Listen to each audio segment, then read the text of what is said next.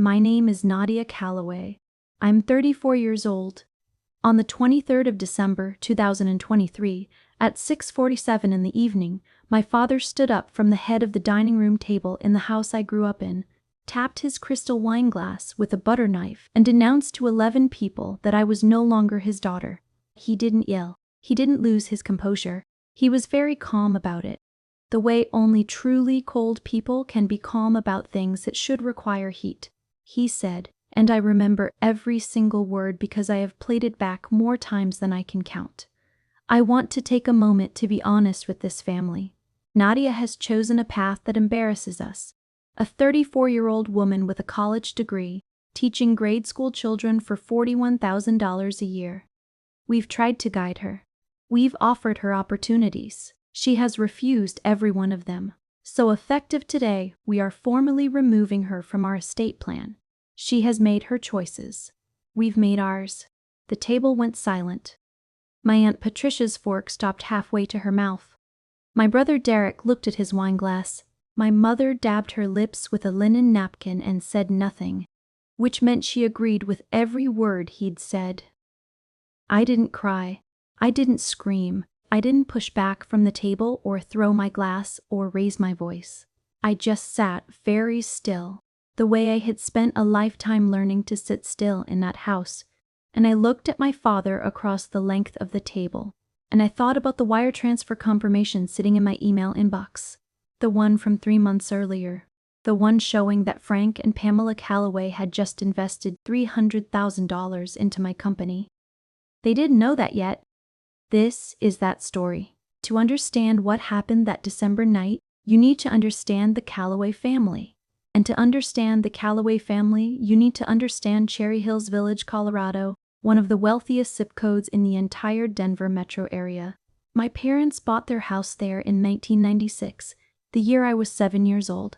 A 5-bedroom Tudor revival on just under an acre, with a circular driveway, a flagstone walkway, and a backyard that sloped gently down to a private pond where Canada geese landed every spring, and my mother complained about them every summer. My father, Frank Calloway, 61 years old now, had been building commercial real estate developments across the Denver metro for 30 years. By the time I was in high school, Calloway Development Group had 14 active projects, and my father's name was etched on plaques in 3 airport terminals, 2 hospital wings, and a university science building. He wore his success the way certain men do, as a fact of the universe, as if it had always been inevitable, as if the credit belonged primarily to his own quality of character and almost incidentally to anything else. My mother, Pamela Calloway, 58 years old, had been a corporate litigation attorney at a downtown Denver firm for 20 years before she retired at 52. She said she was stepping back to focus on the family. What that meant in practice was that she chaired charity committees, attended luncheons at the Denver Country Club, and organized her social life with the same precision she'd once applied to depositions. She was photographed at galas for the Denver Art Museum, the Children's Hospital Foundation, and the Botanic Gardens annual fundraiser. She had cultivated a particular kind of elegance that communicated without ever having to say so directly, that she had earned the right to be wherever she was. People admired her. I had spent 34 years understanding that admiration and feeling simultaneously its perfect exclusion of me. My brother Derek is 37, 3 years older, and in my parents' eyes, 3 light years ahead. Derek attended the University of Colorado Boulder on his own merits, studied finance, worked 2 years at a private equity firm in New York, got his MBA from Wharton, and came home to Denver at 32 to found Pinnacle Capital Partners, a private investment fund focused on early-stage companies in Colorado and the Mountain West. He drives a black Range Rover Sport and owns a 2-bedroom condominium in the lower downtown neighborhood with floor-to-ceiling windows and an unobstructed view of the Rocky Mountains. My mother has framed a profile of Derek from Denver Business Journal and hung it in her study next to his graduation photo from Wharton. The headline reads, "Young Denver investor Derek Calloway is rewriting the playbook." She ordered 6 copies of that magazine issue. I counted them on her kitchen counter one afternoon when I was helping her move furniture. and she hadn't mentioned the article to me once. I chose a different path. Not a worse one. A different one. I studied education at Colorado State University, graduated with honors in 2012, spent a year teaching in Cape Town, South Africa through an international volunteer program, and came home to Colorado committed to the classroom. I took a position at Sunnyside Elementary School in Aurora, Colorado, teaching 5th grade. I loved it in the way that people love things that are inconvenient to love, knowing that no one at a dinner party would be impressed. Knowing that my mother's voice would go a half step flat whenever she told her friends what I did for a living. But the children, the particular way a child's face transforms when something finally clicks into place. When fractions stop being symbols and start being cents. When a reluctant reader closes a chapter book for the first time and holds it up like a trophy they've been waiting their whole short life to earn. That was mine. No one at a dinner party could give that to me, and no one could take it away. My parents took their first real shot at me when I was 28. I had been teaching for 3 years and was sharing an apartment in Aurora with my college friend Becca, driving a 2009 Honda Civic with a cracked dashboard and a broken passenger side window crank that I'd been meaning to fix for a year. At my mother's birthday dinner that spring, she'd invited 8 couples from her charity and country club circle, all of them in their late 50s and early 60s. All of them with children in medicine, law, or finance. My mother went around the table introducing her friends' adult children, one by one, a cardiologist at UC Health, a managing partner at Deloitte, a vice president at Goldman Sachs, based in New York, a federal judge at 35. And then she arrived at me. She said, "And our daughter Nadia is also very nurturing. She works with young children. Not a teacher. Not a professional, not a woman with a degree and a certification and 9 years of expertise and literacy development, nurturing, as if my entire professional life could be summed up as a personality trait I happen to direct at small people." I didn't say anything that night. I smiled and turned to the woman next to me and asked about her daughter's research at Johns Hopkins. But I filed it away. I filed it in that place in my body where I stored every slight, somewhere between my shoulder blades, where the archive had been building since childhood. When I was 31, I made the mistake of telling my parents about Marcus Webb, a man I was seeing who worked as an architect at a firm in Denver's Reno neighborhood. Marcus was brilliant and dry and kind in the specific way I had always found most valuable. He read everything. He remembered what you told him. He made you feel like the thing you just said was the most interesting thing he'd heard all week, and he meant it. My mother's first question when I mentioned him was, "What kind of money does architecture make these days?" My father's second question was, and I want you to hear this carefully, "Does he know you're a teacher?" As if my job were a condition that required disclosure. As if Marcus might need fair warning. They met him once at Easter of 2022. He brought a bottle of wine he'd researched and asked my father thoughtful questions about Callaway Development's current projects. My father was barely civil. Afterward, as I was helping clear the dinner dishes, my mother pulled me into the kitchen and lowered her voice. "I just want you to think practically, Nadia. You don't exactly bring a lot to the table, financially. I hope he knows what he's getting into." I set down the casserole dish very carefully on the counter. I turned on the faucet. I started washing the dishes. I did not answer her. I counted the plates. There were 7 of them. The pattern had been running for my entire adult life. Every family dinner a quiet ceremony of comparison. Every holiday a performance in which my brother took center stage and I occupied the wings, useful for clearing tables and refilling water pitchers and being introduced with a pause. Derek's fund had closed a new round. Derek had been invited to speak on a panel at the Colorado Business Summit. Derek had been asked to join the board of a downtown Denver civic organization alongside my father. And then, as if the host of some invisible show remembered I existed, there was me. Still teaching, still in Aurora, still the daughter they introduced by explaining she was very nurturing with young children. What none of them knew was that by the spring of 2022, I was also something else entirely. The breaking point had been building for 2 years before the December dinner, But the night that changed the trajectory of everything, the night I made my quiet and deliberate decision, was a Saturday in November of 2021. It was the evening of my parents' annual charity gala, the one my mother chaired every year for the Denver Children's Hospital Foundation. Formal dress. $500 a plate, held in the grand ballroom of the Brown Palace Hotel downtown. I went alone because Marcus was in Aspen on a project, and I had made the mistake of wearing the wrong thing. I'd worn a deep green velvet dress I'd bought 3 months earlier for $92 at a small boutique in Capitol Hill. It fit beautifully, I thought. I felt in it like a version of myself I recognized. My mother took one look at me in the lobby and said, in front of my Aunt Patricia and 2 of her friends, "Oh, Nadia, did you not have time to shop?" I held her gaze and said, "I love this dress." She made the small sound, the one that meant she disagreed but had chosen public peace. Then she turned to Patricia and said, "She's a teacher. She does what she can." The women around her laughed, not unkindly, the way people laugh when they haven't noticed they've just watched something cruel happen. I excused myself to get a drink. I stood at the bar for 4 minutes and 40 seconds.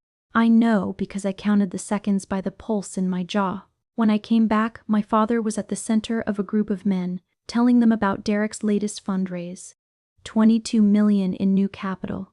The men were nodding, asking follow-up questions, making the particular sounds that men make in rooms like that when they recognize a person worth knowing. Nobody looked for me at the edge of the conversation. I was a shadow at my own family's event, standing in a room my mother had organized, at a charity that benefited children, which was the entire center of my professional life, and not one person in my family's circle thought to ask me a single thing about it. I drove home alone that night. 47 minutes on the highway, rain on the windshield, the heater running too warm. Somewhere around the 20-minute mark, something shifted in me, not dramatically, not the way it happens in films. It was quieter than that, more like a decision that had already been made and was only now stepping forward to introduce itself. I had been teaching myself to code in the evenings for almost a year. I had been designing, on a whiteboard in my apartment, a learning platform I couldn't stop thinking about.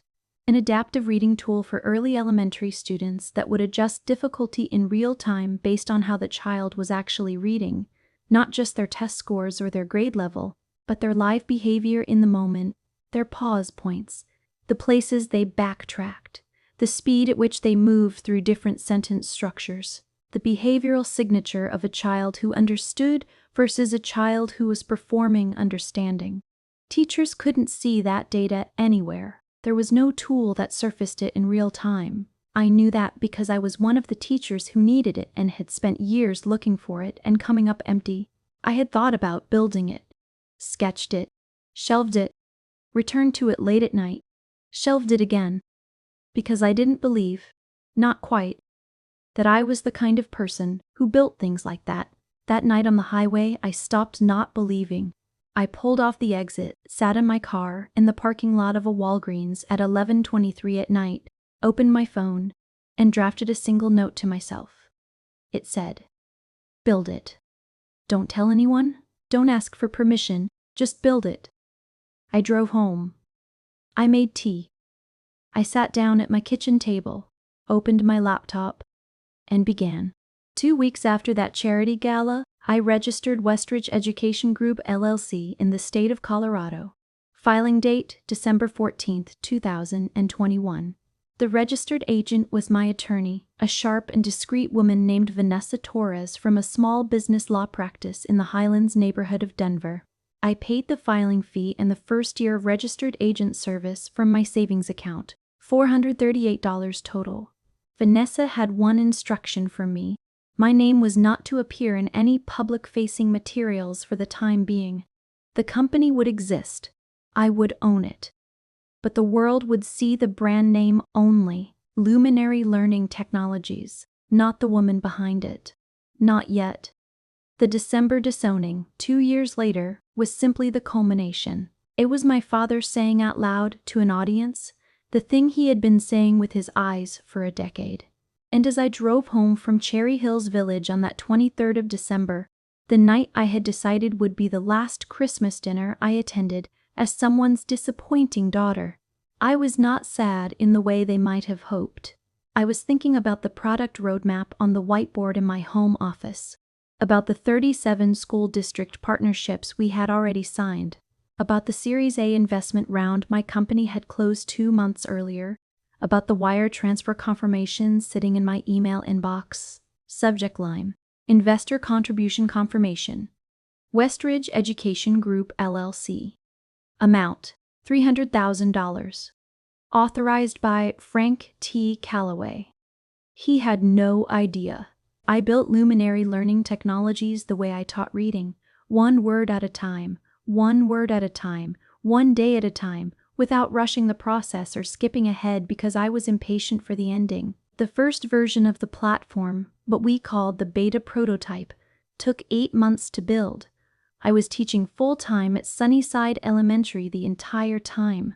I was up at 5:15 every morning at my kitchen table in the dark with a cup of coffee, working on the code base until 7, driving to school, teaching 23 10-year-olds all day, coming home, cooking something fast, sitting back down at 8 in the evening, and working again until 11. Marcus knew I was working on something. He didn't know the details. Not because I didn't trust him, but because I had made a rule for myself from the beginning. Nobody who was connected to my family could know about the company until it was strong enough to withstand their opinion. I had spent 34 years slowing down for other people's doubts. Not this time. By September of 2022, I had a working beta. It wasn't beautiful, but it was functional. The adaptive algorithm tracked 7 behavioral data points in real time, flagging exactly where in a text a child was struggling and generating a teacher-facing alert that described the specific nature of the difficulty. Not just, this child is behind, but this child shows consistent backtracking behavior at multi-syllable words with the vowel pair, yeah, which may indicate a gap in vowel team phonics instruction at the 2nd grade level. I piloted it with my own class of 23 students over 6 weeks that fall. The results were measurable. Average reading fluency scores improved by 14% across the class in 6 weeks. More importantly, 4 children who had been silently struggling, the ones who looked like they were keeping up but weren't, were identified within the first 12 days. Those 4 children had been invisible to every standard assessment tool for an entire school year. My software found them in less than 2 weeks. I wrote up the pilot results in a 12-page research brief, formatted it professionally, and sent it cold to 3 education technology conferences and 1 venture capital firm I had been researching for months.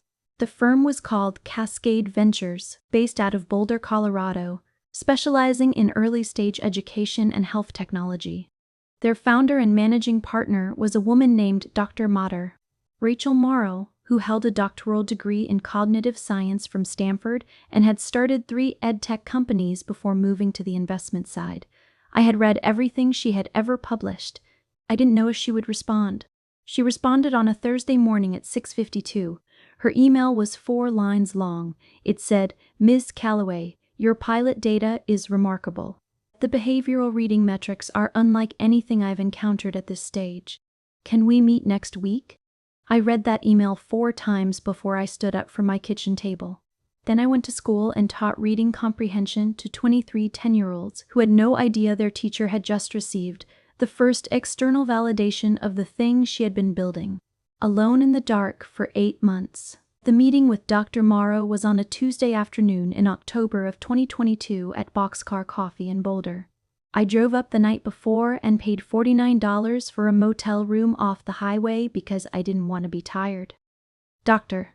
Morrow arrived 10 minutes late in a gray blazer and no makeup, ordered a black coffee, and spent the next 75 minutes asking me the hardest questions anyone had ever asked me about my own work. She wanted to know how the algorithm handled outlier data from students with diagnosed reading disabilities. She wanted to know my plan for COPA compliance. Given that the platform collected behavioral data from children under 13, she wanted to know how I intended to scale the behavioral tracking without degrading accuracy as user volume increased. I answered every question. Not perfectly, but honestly, and with the kind of detail that only comes from having actually built the thing yourself and lived inside it for 8 months. At the end of the meeting, Dr. crossed the water. Morrow leaned back and looked at me for a long moment. "How much time are you putting into this?" I told her. "Every morning, every evening, weekends when the grading was done. And you're still teaching full-time?" "Yes." She nodded slowly. "Why are you different from the 50 other solo founder EdTech pitches I hear every year?" I thought about my answer. I said, "Because I'm not trying to solve a problem I read about in a report. I'm solving a problem I have lived inside every single school day for 9 years. I know exactly what's missing because I'm the teacher who's been missing it." Cascade Ventures sent their lead engineer to evaluate my codebase the following week. His technical assessment came back 2 weeks later. The algorithm was clean, original, and more technically sophisticated than anything he had reviewed at a comparable funding stage in the past 3 years. His phrase, not mine. In January of 2023, Cascade Ventures offered me a seed investment of $250,000 for 12% equity in Westridge Education Group LLC, which held the brand Luminary Learning Technologies. I hired my first 2 full-time employees. A UX designer named Priya Sharma, 29 years old, who had left a corporate software position at a large tech firm because she wanted her work to mean something, and a software engineer named Jerome Watts, 31, who had spent 5 years building student information systems for school districts and was categorically furious that nobody ever actually talked to teachers when designing them. We worked out of a co-working space in Denver's Reno neighborhood. 3 desks, 2 monitors, 1 whiteboard that never had a single inch of empty space on it from the first week to the last. By June of 2023, Luminary Learning Technologies had 7 active school district partnerships across Colorado and New Mexico, serving just over 14,000 students. Monthly recurring revenue had reached $41,200. Annualized contract value was approaching $500,000. We had been covered in a 4-paragraph piece in an EdTech industry newsletter called The Learning Brief. The piece did not include a photo of me. I had instructed our communications contact to keep founder visibility minimal. The story was the product, not me, not yet. In August of 2023, Dr. Khan, Morrow told me we were ready for a Series A round. She had been in conversation with several investors. There was serious interest from multiple directions. She wanted to bring in outside capital to fund national expansion, specifically a push into Texas and Florida, where the reading intervention market was enormous and chronically underfunded. She had curated a list of 7 potential investors. She walked me through each one in a conference call from her Boulder office. The 7th name on the list stopped my breath entirely. Callaway Development Group LLC, Cherry Hills Village, Colorado. Referred to the deal by Derek Callaway, managing partner of Pinnacle Capital Partners, who had been introduced to Westridge Education Group through a mutual contact at a Denver Business Roundtable event in early September.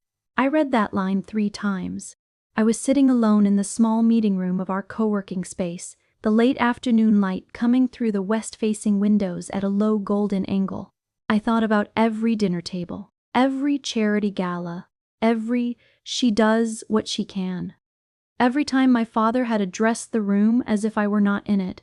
Every time my mother had introduced me with a pause and the wrong word. And then I thought, I should let this happen. I did not tell Dr. Morrow that Callaway Development Group was my parents' company. I did not tell her that Derek was my brother. I told her I was comfortable with the full investor list, and that she should proceed with outreach to all 7. She did. The due diligence process took 6 weeks.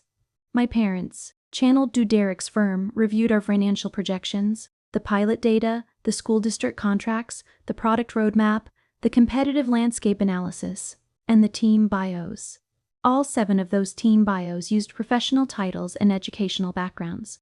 Mine listed founder and CEO, N. Callaway, certified educator, 9 years classroom experience, Colorado State University. It did not say Nadia. It did not say daughter. It said N. Callaway. founder of a company generating nearly $500,000 in annualized revenue with a proprietary algorithm that had already touched the reading development of 62,000 students. My father reviewed that bio and wired $300,000. On October 9, 2023, Frank and Pamela Calloway transferred $300,000 to Westridge Education Group LLC as a Series A investor contribution in exchange for 6% equity in the company. The wire confirmation arrived in my email inbox at 11:44 in the morning. I was sitting at my desk at Sunnyside Elementary School, grading vocabulary assessment worksheets when my phone buzzed on the corner of the desk. I read the subject line. I read the dollar amount. I set my phone face down on the desk and looked at the 23 empty chairs in front of me, waiting for my students to come back from gymnasium. I didn't tell anyone. I went home that evening, cooked pasta, called Marcus, talked about his project in Aspen, watched 40 minutes of television, and went to sleep at 10:30. I did not think about my parents' money sitting in my company's account. I thought about the fact that in the spring of 2024, Luminary Learning Technologies was scheduled to receive the Colorado EdTech Innovator of the Year award at the Denver Technology Summit Gala. The event was held annually at the Colorado Convention Center on the second Thursday of May. Attendance was approximately 400 invited guests, including investors, school district administrators, technology executives, education journalists, and personal guests of the honorees. Every Series A investor received a personal invitation. Derek would be invited. And because Derek always brought their parents to events he was proud of, Frank and Pamela Calloway would almost certainly be in that room. I began writing my acceptance speech in November. I wrote 7 drafts. The first draft was angry. I named names. I quoted specific moments. I imagined standing at that podium and reading my parents' behavior back to them in front of 400 witnesses. The second draft was sad, full of childhood memories and the weight of wanting to be seen. The third was accusatory. The fourth was self-pitying. The fifth was too long. The sixth was too short. In the 7th draft, I deleted everything and started from a different place, because I had realized something. The best answer to people who dismissed you is not a speech about them. It is a life they couldn't have predicted. I didn't need to expose my family. I just needed to stand on that stage and tell the truth about how the company was built, and let them sit in the audience and understand slowly, privately, publicly, that the daughter they had formally removed from their estate plan on December 23rd was the person standing in a spotlight that neither of them could reach. The 7th draft was 8 minutes long. I didn't mention my family by name. Not once. If you are still watching this, I want to stop for just a moment and tell you something. You are exactly the reason this channel exists. Stories like this one, the quiet ones, the ones built in the dark over years, don't get told often enough. Before we get to the night of the Denver Technology Summit, I want you to do something for me. Drop a comment below right now. Tell me if you have ever been dismissed by someone who later needed something from you. And if you haven't subscribed yet, please do it. Hit the notification bell. Because the next part of this story, the part where my father walks into that ballroom and finally understands what he invested in, is the part I have been waiting a very long time to tell you. The Denver Technology Summit Gala fell on Thursday, the 8th of May, 2024. It was one of those clear spring evenings that Denver does better than any city I have ever visited. 63 degrees at 6 in the evening, the Rockies still wearing their late-season snow in the west. The sky above downtown a shade of deep blue that looked painted. The Colorado Convention Center had been dressed for 412 guests. Round tables, white linens, centerpieces in the foundation's signature navy and gold, a stage at the far end of the room with a podium, a full lighting rig, and a projection screen the width of a small building. I arrived at 5:15 in the afternoon through the speaker entrance at the back of the building, bypassing the main lobby entirely. My team had reserved a table near the front of the room. Dr. Teen, Rachel Morrow would be there, along with Priya, Jerome, and 4 representatives from our partner school districts, including the Director of Literacy Instruction from Jefferson County Public Schools. A woman who had written to me in February saying that Luminary Learning had changed the way her entire department thought about early reading intervention. A second table, positioned further back in the room toward the investor section, was assigned to the Callaway Development Group party. I did not go to that table. I had not planned to. I stayed backstage with the other honorees and the gala's executive coordinator, a composed woman named Stephanie Okafor, who had been running Denver Tech Week for 15 years and moved through crisis and complexity with the expression of someone who found chaos mildly boring. She handed me the evening's run of show document at 5:30 and told me I was the third of 4 honorees to take the stage. At 6:41, my phone buzzed with a text from Dr. Morrow. It said, "Your family just walked in. All 3 of them. Derek is with your parents. Your father is wearing the charcoal suit. None of them know yet. You okay?" I typed back yes. I set my phone in my clutch and looked at myself in the small mirror mounted near the backstage curtain. I was wearing a charcoal silk blazer over a deep ivory blouse, tailored trousers, and low block heels in cognac leather. I had spent $417 on the complete outfit, not because I was trying to prove anything about money, but because I had wanted, for this particular evening, to look exactly like who I was. The founder of a company I had built from the floor of my kitchen at 5 in the morning for 3 years. Nobody else. Just that. The dinner portion of the program lasted 90 minutes. I stayed backstage. I spoke to the other honorees, a robotics startup founder from Colorado Springs, and a health tech company that was revolutionizing rural telehealth access. Both of them had stories that deserved rooms just like this one. At 8:10, Stephanie touched my elbow lightly. "You're up in 8 minutes. I nodded. I went through the speech once more in my head, not the words, the feeling behind them. The 5:15 mornings. The whiteboard. The 12-page pilot brief. The 4 invisible children. All of it. At 8:17, the event host, a man named Thomas Greer, who served as the mayor's director of economic development, stepped to the podium. He introduced the award. He described Luminary Learning Technologies. He walked the room through the company's metrics, 37 school district partnerships across 5 states, over 62,000 students served, a proprietary behavioral reading algorithm that had been independently evaluated and described in an education technology research journal as one of the most significant innovations in early literacy. Assessment of the past decade. He said the company's founder had built the first functional version of the product while working full-time as a 5th-grade classroom teacher in Aurora, Colorado. He said she had done it alone, before any funding, before any staff, before anyone else believed in it enough to put money behind it. Then he said my name. I stepped out from behind the curtain. The applause started before I reached the podium, rising quickly through 400 people. I walked steadily. I looked at the room. I found my team's table and found Dr. Morrow's face, calm and luminous with something that looked very much like pride. I found Priya, who had both hands pressed over her mouth. I found Jerome, who was nodding slowly with his arms crossed like a man who had been absolutely certain this moment was coming, and was allowing himself to be correct about it. Then I found the investor section. I found the table with 3 chairs where Derek sat with his jacket on and his phone, suddenly very still in his hand. I found my mother, perfectly composed in a navy dress, sitting completely motionless.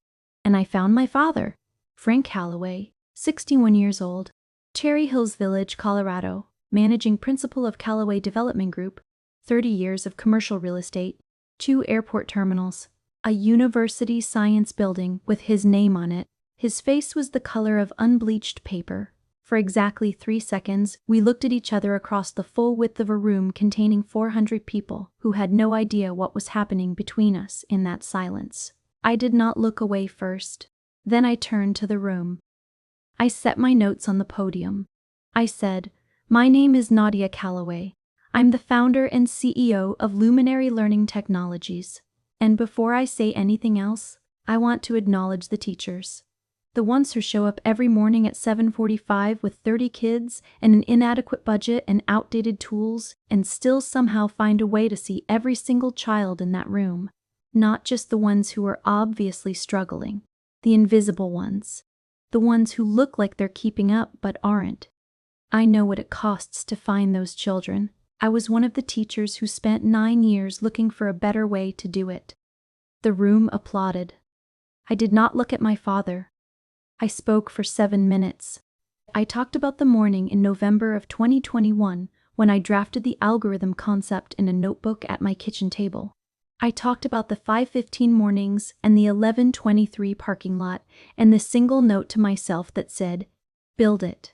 I talked about Priya and Jerome and Dr. Rome. Morrow and the 12-page brief I sent cold into the world without knowing if anyone would read it. I talked about the 4 children in my pilot class who had been invisible to every standard assessment tool for an entire school year and who my platform identified in 12 days. I did not talk about my family. I did not mention a dinner table or a charity gala or the word nurturing used as a dismissal. Not once. But I said one thing that was for them, not because I needed them to understand it, because it was true. And the truest things belong to everyone in the room, even the people who aren't ready for them. I said the most useful thing anyone ever said to me about my work was that it wasn't important enough to matter. I want to thank them for that, because the moment you decide the people who dismiss you are wrong is the same moment you stop waiting for their permission, and that is exactly when the work begins. The room rose. 412 people on their feet. I held still at the podium for 4 seconds after the ovation began. 4 seconds. Then I lifted the award, a glass prism etched with the Colorado EdTech Innovator of the Year seal, tucked it against my side, and walked off the stage with my spine straight and my jaw quiet and my eyes dry. Dr. Morrow caught me in the corridor behind the curtain. She took both my hands and held them and didn't say a word. She didn't need to. Priya was crying. Quietly, into a cocktail napkin, Jerome said in the flattest possible tone, "I literally knew this was going to happen and I am still not ready." I stood there and let myself have 30 seconds of the feeling, just 30. The kind of feeling that has no single name and doesn't need one. Then I straightened my blazer and went back into the room. My parents were still at their table. My mother was sitting with her hands folded in her lap, very straight, with the specific stillness of a woman who is controlling her expression carefully in a public setting. My father had his elbows on the table and was staring at the tablecloth. Derek was on his phone, and then he wasn't. As I moved through the room, people stopped me. District administrators, technology journalists, other investors, the Jefferson County Literacy Director who held my arm and said, "Do you know what your platform did for one of my kids? Do you actually know?" I spoke to each of them. I thanked them. I was present and warm and entirely composed, which is the only way I know how to move through the world when everything is on the line. I did not go to my family's table. I had not planned to. But 45 minutes after I came off that stage, as I was crossing toward the exit hallway with my award under my arm, my father stood up from his chair across the room and said my name. Not as a question, not as a performance, just my name, the way you say a name when you have finally run out of everything else. Nadia. I turned. He was 6 feet away, standing in the middle of a room that had spent the past hour celebrating the daughter he had removed from his estate plan 5 months earlier. His face had reorganized itself from the shock of the revelation into something harder to read. He opened his mouth. He closed it. He opened it again. He said, "We didn't know." I looked at him for a long moment. I thought about every evening at that kitchen table, every morning at 5:15, every draft of every speech, the 4 children, the parking lot at 11:23, the filing fee of $438. I said, "I know, that was always the problem." Then I turned, and I walked toward the exit, and I did not look back. The calls started the following morning. My mother called at 8:22. She didn't leave a message. She called again at 9:47, and this time she did. Her voice was measured, controlled. The voice of a woman who had spent a night composing herself and wanted you to know she'd done the work. She said, "Nadia, obviously we had no idea. I think there are things we need to say to each other, and I would very much like the opportunity to do that in person if you're open to it." I listened to the message twice. I set my phone on the kitchen counter and went for a run, 8.2 miles along the Cherry Creek Trail, the kind of run where your legs know the route before your head decides anything. Derek texted at 11:13 that same morning. His message was longer than anything he'd ever sent me. He said he had realized something was off from the beginning of the due diligence process, some quality in the founder bio that had sat uneasily in the back of his mind, but that he hadn't put it together until Thomas Greer started describing the founder's background from the stage, and he heard the words Aurora, Colorado, 5th grade teacher, and his brain finally connected everything at once. He said he was proud of me. He said he was sorry he hadn't been a better brother. He said he owed me more than one conversation, and he knew it. I appreciated his message. I did not respond to it right away. I took 2 days. My father did not call for a week. When he finally did, on the following Friday morning at 9 o'clock exactly, his voice was different from any voice I had ever heard him use. Quieter, without the authority that had been its permanent backdrop for as long as I could remember. He said, "I'd like to buy you a cup of coffee. Just the two of us. No agenda. No conversation about business or money or the company. I just want to say something to my daughter." He paused for a long moment. "When you're ready, I'll wait." It took me 3 weeks to agree to that coffee. We met on a Saturday morning at a small cafe 3 blocks from my apartment in the Capitol Hill neighborhood. He arrived before me. He was wearing a weekend jacket and no tie, and he had ordered 2 coffees and remembered I used oat milk, though he hadn't remembered correctly that I'd switched brands 2 years ago, so he got the wrong kind. The fact that he had tried to remember anything at all after years of looking past me was not lost on me. He said, "I owe you an apology that I'm not sure I have the right words for yet, but I want to try." He looked at the table. "I spent years measuring you against a standard I never explained out loud and never examined for myself. I told myself that keeping expectations high was the same thing as believing in you. What I was actually doing was refusing to see what you were already becoming." He paused. "I am sorry. For December. For the dinners. For all of it." I listened. I didn't fill his silence with reassurances the way I had done all my life. When he finished, I said, "I hear you, Dad, and I believe you mean that." I wrapped my hands around my coffee cup. "But I also need you to understand something. The apology, as much as I receive it, doesn't rewrite the years. It doesn't change the fact that I built something extraordinary in secret, not for drama, but because I had learned over a lifetime that you would find a way to diminish it before it was strong enough to survive your opinion. That is not your apology to undo in one conversation. That is years of work, yours and mine." He nodded. He didn't argue. He didn't reframe it, or defend himself, or explain the context he thought I was missing. He said, "How do I start?" I said, "You already have." It wasn't reconciliation. Not that morning. Not in any single exchange. Reconciliation, when it comes at all, comes in small accumulated acts that nobody applauds, in showing up, in listening without defending, in learning, slowly, to see someone you've been looking past for decades. My father and I are not close the way I might have wished for at 12 years old, the age when you still believe that if you are good enough, and patient enough, and try hard enough, the people who love you will eventually see you clearly. But we are honest with each other now in a way we never were before. He asks about the company. He reads the product updates I send him. In July of 2024, he asked whether he could visit one of our partner schools in Jefferson County. I took him along on a Wednesday afternoon. He sat in the back of a 3rd grade classroom in a chair built for a child half his size, and watched one of our students use the platform on a tablet. Watched the algorithm flag a specific phonics gap in real time. watched the teacher receive a quiet notification on her dashboard that allowed her to pivot her small group instruction before the end of the lesson. He didn't say anything for a long time afterward. Then he said, very quietly, "You built this from scratch." Not a question, not a compliment, with conditions. A recognition that was 5 years overdue, but was finally, undeniably, real. My mother has taken longer. She is a woman who has spent 60 years constructing a version of the world in which her choices were correct and her priorities were wise.